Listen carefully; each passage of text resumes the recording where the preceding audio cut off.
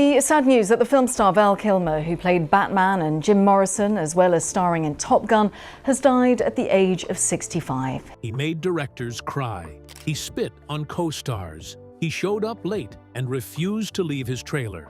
Val Kilmer was the actor nobody wanted to work with. Now we know why. Behind his bad behavior was a lifetime of pain.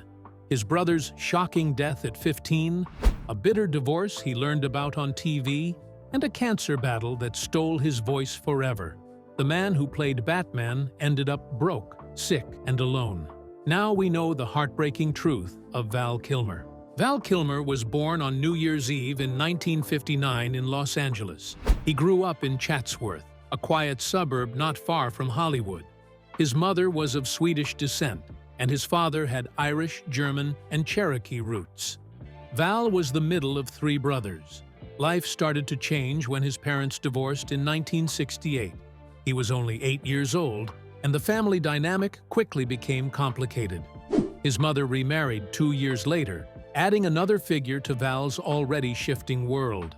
Their grandfather had once been a gold miner in the rugged desert between Arizona and New Mexico. That rough western edge was part of Val's bloodline too. As a child, Val was already pulled toward performance. Living so close to Hollywood, the influence of the entertainment world was everywhere. He and his brothers, Mark and Wesley, spent their days in a home filled with creativity and energy. But then, everything stopped. In 1977, just as Val was preparing to leave for Juilliard, his younger brother Wesley died. Wesley had epilepsy. He suffered a seizure and drowned in their father's hot tub. He was only 15. The shock shattered the family. Val later said they were never the same again. He kept Wesley's art on the walls of his home. He even checked into hotels under his brother's name. In interviews, he called Wesley a genius and believed he could have been as big as Spielberg or Lucas. The pain was deep. Val said it took him years to come back to Earth after the loss. Through all of this, Val leaned on his faith. He was raised in Christian Science, a religion that sees illness in spiritual terms. When he was later diagnosed with throat cancer, he didn't call it a diagnosis. He said it was a suggestion of cancer. He turned to prayer instead of treatment at first, trying to heal his fear so the sickness wouldn't show up in his body. Even death, to him, wasn't really the end, just a shift into something unseen. This way of thinking shaped much of how he approached life's challenges. Back in high school, Val had already started standing out. At Chatsworth High, he studied alongside future stars like Kevin Spacey and Mare Winningham. He wasn't close with Spacey, but his connection with Winningham was something else entirely. Val fell hard. At one point, he had a dream that she was kissing another guy. He woke up, borrowed a car, and drove over 300 miles to find her. And according to him, the dream turned out to be true. This kind of intensity wasn't a phase. It would follow him throughout his life and career. Even with all that going on, Val's talent was impossible to ignore. At just 17, he became the youngest student ever accepted into Juilliard's drama program. This was no small feat. It happened not long after Wesley's death, making the moment bittersweet. At Juilliard, he didn't just study. He co-wrote and starred in his own play while still a student. His training gave him a deep foundation, and yet he didn't always take the expected path. He even turned down a role in The Outsiders to do theater with Sean Penn and Kevin Bacon on Broadway. Years later, he received an honorary doctorate in fine arts, proof that his early promise had been realized. When he finally landed his first movie role in Top Secret, in 1984, most audiences had never heard of him, but he immediately stood out. He played a rock star named Nick Rivers and sang all the songs himself. He even recorded an album in character. Kilmer was classically trained, but he treated the silly comedy as seriously as a Shakespeare role, which drove the directors crazy. They kept telling him to just have fun. Still, the film became a cult hit over time, and Kilmer's performance helped it stick in people's minds. Just 2 years later, he took on the role that would turn him into a star. In Top Gun, he played Iceman, the cool and confident rival to Tom Cruise's Maverick. Kilmer didn't just act the rivalry, he lived it. Off camera, he stayed distant from Cruz, building real tension that showed up on screen. The cast naturally split into cliques, and Kilmer was always recording behind-the-scenes moments with his video camera. He even kept filming when the crew asked him not to. Off-set, the cast pulled wild stunts, riding motorcycles through hotel hallways, taking spontaneous road trips to Mexico. Kilmer's high school van became the getaway car. Even early on, Kilmer had a reputation for being serious and methodical. He studied Elvis to nail his performance in Top Secret, and when he didn't want a role, he'd still show up prepared. For his Top Gun audition, he wore ugly green shorts and read his lines flat on purpose. He still got the part. Later, when he played Jim Morrison in The Doors, he learned every lyric before auditioning. He dressed like Morrison, went to his old haunts, and immersed himself in the role for nearly a year. Band members later said they couldn't tell Val's voice apart from Morrison's in recordings. On the set of Willow, Kilmer met actress Joanne Whalley. The spark was instant. She had already made a name for herself in British television and theater. They fell in love fast and married in 1988, not long after filming wrapped. It seemed like a perfect match. Two serious actors with deep dedication to their craft. They had 2 children together, but as time passed, the relationship started to fray.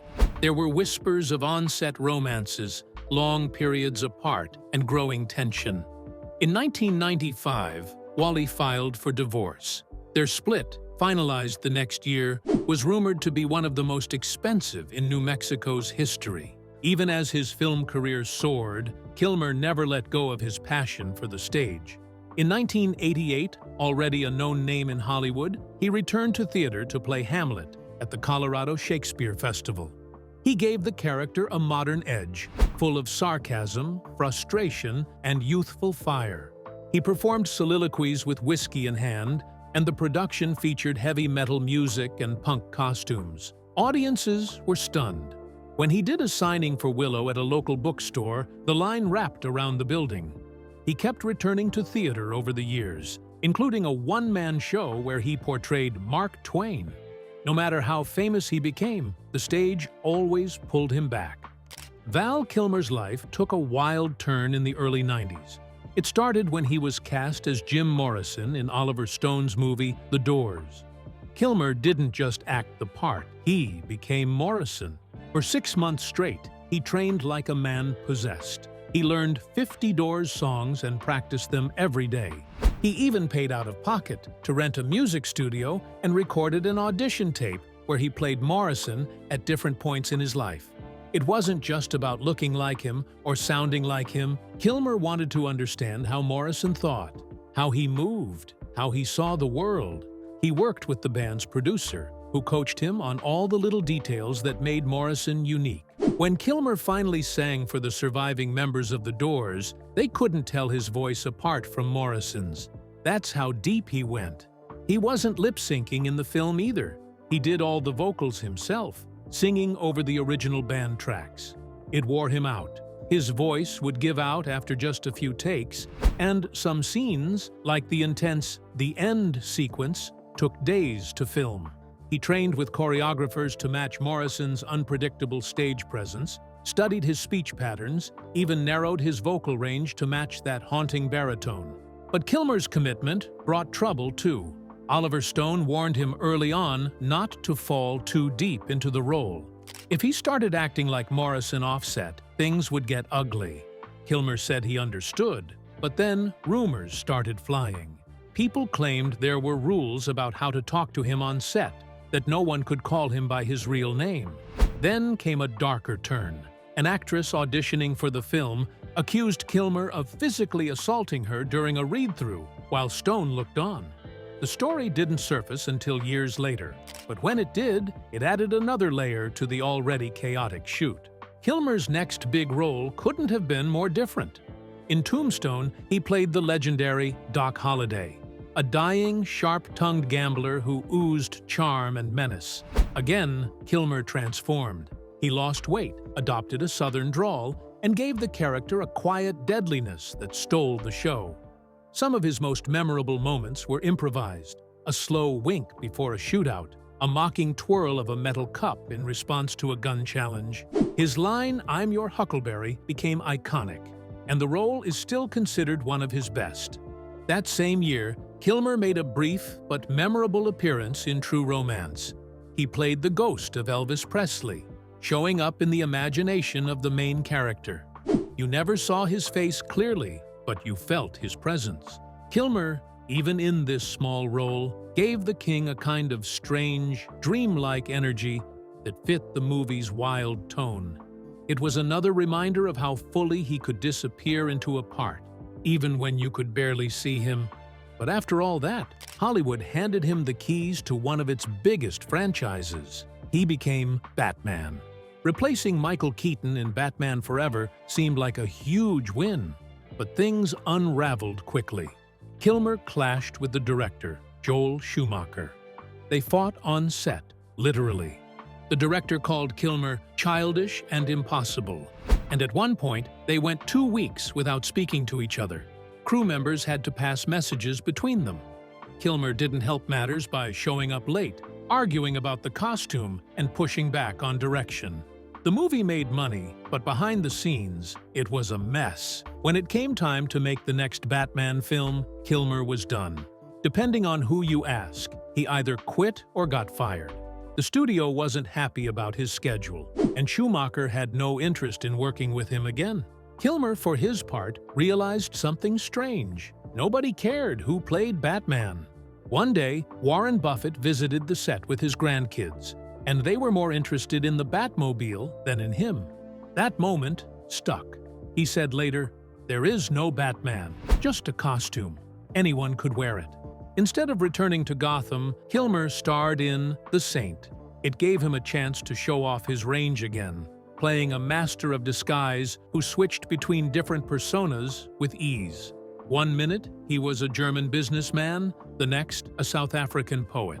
Each role within the role demanded a new accent, a new look, a new attitude. The movie wasn't a critical darling, but it made money and let Kilmer stretch his acting muscles in a way Batman never could. But just as his career was peaking, his personal life collapsed. While staying in a hotel in the Virgin Islands, Kilmer turned on the TV and saw something he never expected. His wife, Joanne Whalley, had filed for divorce. He hadn't even been told yet. Their second child had just been born, and suddenly, everything fell apart. He later said he cried every day for 6 months. The pain of losing his family hit him hard and lingered for years. In 1996, a movie called The Island of Dr. Moreau turned into one of the biggest disasters in Hollywood history. It was supposed to be a sci-fi film shot in the jungles of Queensland, Australia, but from the moment it started, everything went wrong. Heavy rains flooded the sets, ruining days of work and racking up huge bills, sometimes $40,000 in delays each day. Then, just 3 days into filming, the director Richard Stanley was fired. They didn't even do it in person. They sent him a fax. Stanley had spent 4 years developing this project. He wasn't ready to let it go. Instead of leaving, he snuck back onto the set, dressed as one of the animal-like extras. For weeks, no one knew he was still there. At the same time, the crew was dealing with venomous spiders, allergic reactions, and people getting sent to the hospital. The whole thing felt cursed. But the real curse might have been the actors. Val Kilmer, who was already known for being difficult, was a major source of stress. On just the second day of shooting, he refused to leave his trailer for hours. Stanley later said Val would arrive and an argument would happen. By the next day, studio executives had seen enough and fired Stanley on the spot. It hit him hard. He ran into the rainforest and stayed hidden for a while. At one point, he even asked local Aboriginal people to make strange rock patterns on set to try and hex the production. Actress Fairuza Balk was so upset about his firing that she nearly quit. Replacing Stanley didn't solve anything. The next director, John Frankenheimer, walked into a war zone.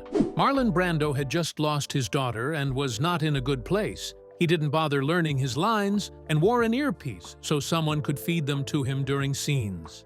Brando and Kilmer constantly clashed. At one point, both actors refused to come out of their trailers unless the other one did first. The standoff lasted an entire day and cost the film $350,000.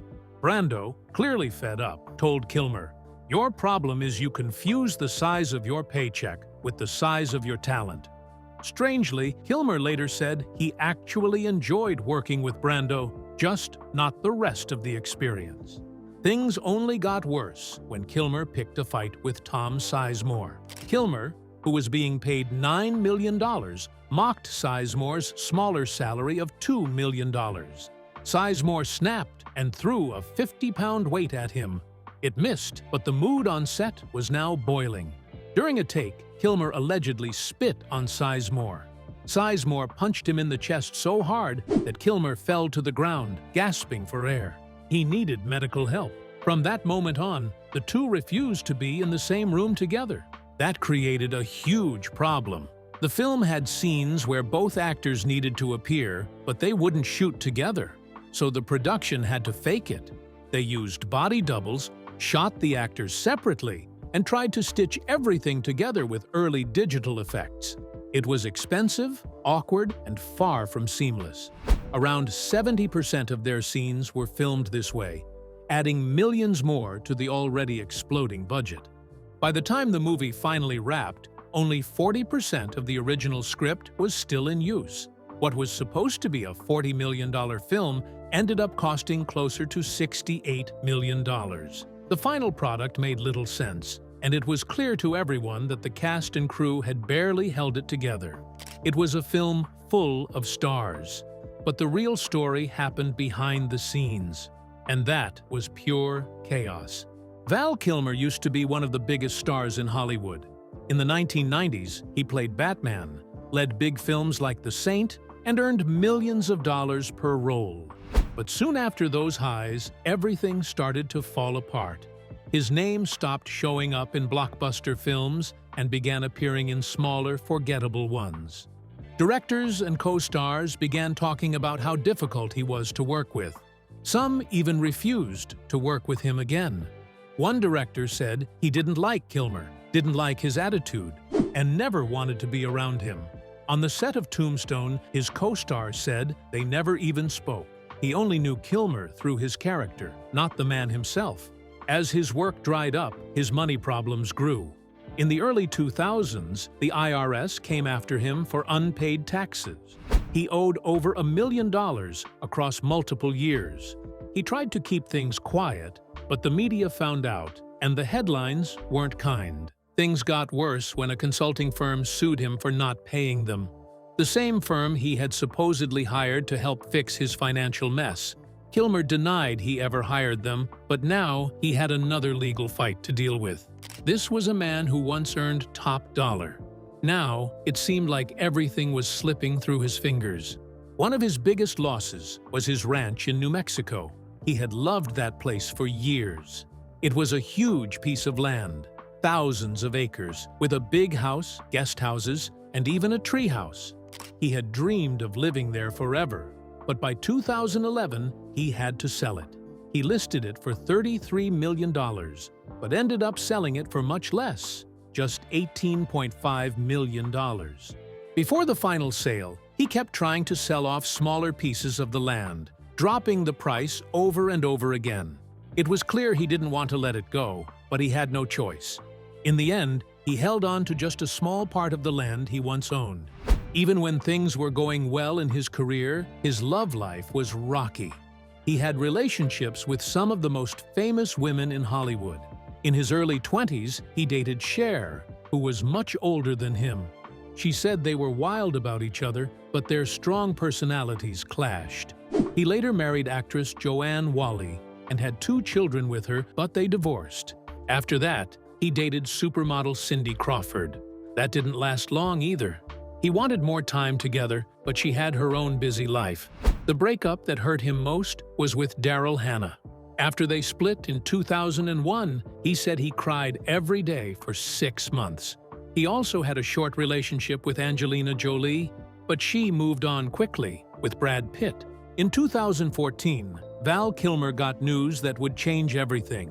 He had throat cancer, but instead of going straight to the hospital, he turned to his faith. Val was a devoted Christian Scientist, and he believed that prayer alone could heal him.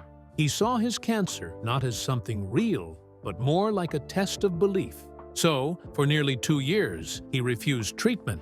Even as his health got worse, he was coughing up blood, losing weight, barely able to speak. He kept saying he didn't need doctors. By the end of 2015, it became terrifying. He collapsed at home, unconscious, covered in blood, and was rushed to the hospital. Still, even after all that, he resisted help. His family was frantic, friends were scared, but Val held firm. That finally changed when his kids spoke up. His daughter Mercedes, just 24 at the time, looked him in the eye and said, "Dad, I can't watch you die." That moment broke through something in him. His son Jack backed her up. Val saw how terrified they were, and something shifted. He later said it wasn't his own fear that got to him. It was theirs. He couldn't bear to see it. So he made a choice that went against everything he'd believed for so long. He agreed to treatment. The road ahead wasn't easy. Doctors gave him chemotherapy and radiation. Then came 2 tracheotomies, one in 2016 and another when the cancer came back in 2017. These procedures saved his life, but they also took a lot from him. By 2018, the cancer was gone, but so was his voice. He had to use a feeding tube. He had to press a button on his throat just to speak. For a man who built his career on expression, who lived for the stage, for the camera, it was a brutal loss. In his memoir, he wrote, "Speaking, once my joy and lifeblood, has become an hourly struggle." Still, he kept going. Through it all, Val had never stopped filming his life. For decades, he carried a video camera with him, on movie sets, at home, everywhere. By 2021, he had over 800 hours of personal footage. That footage became a documentary simply called Val. It wasn't just a look at his career, it was a look into his soul. He didn't sugarcoat anything. He admitted his flaws, his mistakes. He talked about being difficult to work with. He showed clips of himself arguing with directors, including one who once said he'd never work with Val again, even in a film about Val Kilmer. But Val didn't hide from any of it. He owned it all, the good, the bad, and the strange. What made the film even more moving was the voice behind it. Since Val could no longer narrate, his son Jack stepped in. Jack read his father's words, and the effect was uncanny. Their voices were so similar that many people watching said it felt like hearing Val as a young man again. It added something eerie but beautiful, like time folding in on itself. Jack was speaking, but Val was still present in every word. It made the past and present feel like one continuous story. As the film played, audiences got to see not just an actor, but a father, a fighter, and a man trying to make peace with everything he had been. One of the most powerful scenes was simple. Val crying alone in his bed after his mother's death. There was no acting there, just raw grief. And that honesty touched people. Critics who once called him difficult now saw someone deeply human. Someone who cared maybe too much. The documentary Val received glowing reviews. Critics praised its vulnerability, its heart, and its courage. Some called it swaggering and wistful at the same time. Others said it finally let them understand who Val Kilmer really was. Not just the Batman or the rebel from Top Gun, but a man who lost so much and still found something to give. When talk of making Top Gun Maverick first began, Tom Cruise didn't hesitate. He laid down a condition that caught everyone off guard. If Val Kilmer wasn't in it, there would be no movie. Hollywood producers were stunned. Kilmer had been battling throat cancer since 2014, and after multiple surgeries, he could barely speak. But Cruz didn't care about the complications. He didn't just want Kilmer in the movie. He needed him there. Their rivalry from the original 1986 film had faded over time, replaced by something stronger, genuine friendship. Producer Jerry Bruckheimer remembered Cruz being completely firm. Everyone wanted Val, but Cruz was the one who pushed hardest, saying it again and again, "We have to have him." It wasn't an easy request. Kilmer's health made things difficult. Filming around his condition required new technology and major script changes, but Cruz didn't waver. He wasn't just honoring an old co-star, he was honoring a brother.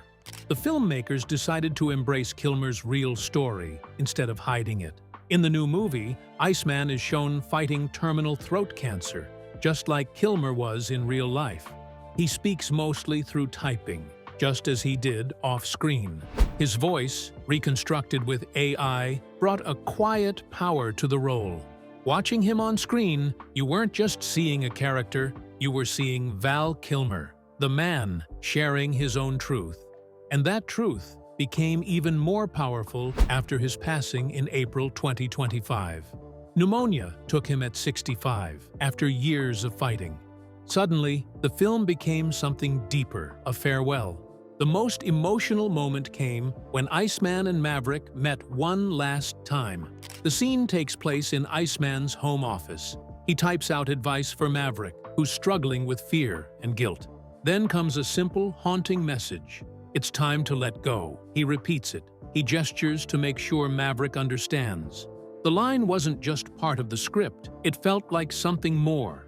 Like Kilmer was using Iceman to speak directly to Cruz. When the director called cut, both actors had tears in their eyes.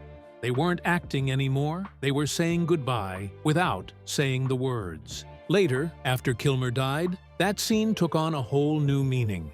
Fans went back to watch it again. That one line, "It's time to let go," hit differently. It was no longer just a dramatic moment. It was Kilmer's final message to all of us. A gentle, powerful exit.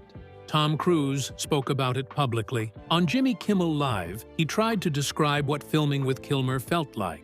His voice cracked. He admitted he cried. For someone known for always being in control, this was a rare glimpse of vulnerability. He talked about Kilmer's brilliance, how he slipped right back into character like no time had passed. Cruz wasn't just admiring a co-star, he was honoring a friend. At the premiere, he said he had fought hard to bring Kilmer back. Val's daughter, Mercedes, was there on set. She called the reunion beautiful. Her words made it clear. For Val, it mattered deeply to be part of that moment. Val Kilmer's final chapter was marked by a decade-long struggle with health issues that ultimately culminated in his death from pneumonia on April 1, 2025. The 65-year-old actor passed away, surrounded by family and friends at his Los Angeles home, as confirmed by his daughter Mercedes Kilmer to the New York Times. When he died, the tributes poured in. Jim Carrey said Kilmer's grace matched his talent. Josh Brolin called him courageous. Nicolas Cage said he should have won an Oscar for The Doors.